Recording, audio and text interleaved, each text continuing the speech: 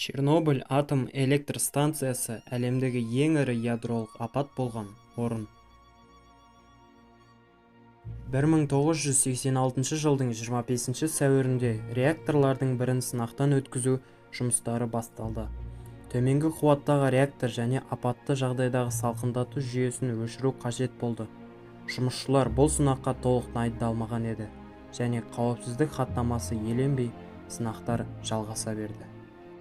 Реактор бақылаудан шығып, оны басқаратын салқындату жүйесін қызып кетті.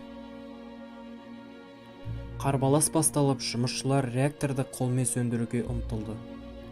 Бірақ бұл әрекет реакцияны одан әрі жылдамдатып, кернеу секірісін туғызды. Сағат 1:23 минут кеткенде реактор жарылды.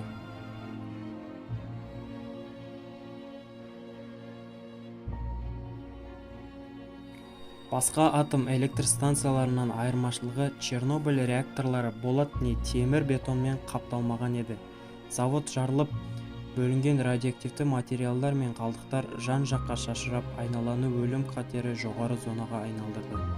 Жарылыс салдарынан 2 адам сол мезетте қаза тапты. Басқалары радиоактивті материалдарды суыту үшін реакторға аянбай су тасыды. Бірнеше апта ішінде 28 жұмысшы қуатты сәулелену әсерінен қаза тапты. Жарылыс нәтижесінде жоғары атмосфераға радиоактивті бұлт көтерілді. Алайда көрші Припять пен Чернобыль қалаларының тұрғындары жарылыстан кейінгі 40 сағаттың ішінде қауіпсіз жерге көшірілмеді. Сол уақытта көптеген тұрғындар радиоактивтіліктің жоғарғы деңгейіне шалдығып, араға айлар мен жылдар салып, қатерлі ісік пен генетикалық ауытқушылықтарға ұшырады. Радиоактивті түтін аймақтан асып, 10 аса мемлекеттің 145 мың шаршы шақырым жерін ластады. Кем дегенде 5 миллион халық зардап шекті.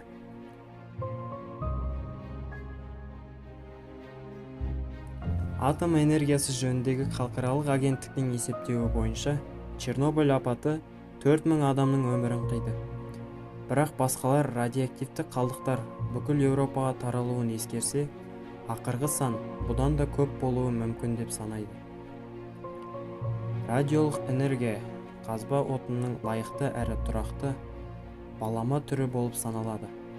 Бірақ құлдыраған Чернобыль қаласы бізге энергия өндіру мақсатында ядролық энергияны игеруде өте қауіпті екенін ескертеді.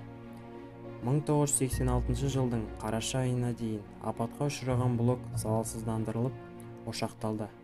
Апатты залалсыздандыруға қазақстандық азаматтар да шақырылған болатын.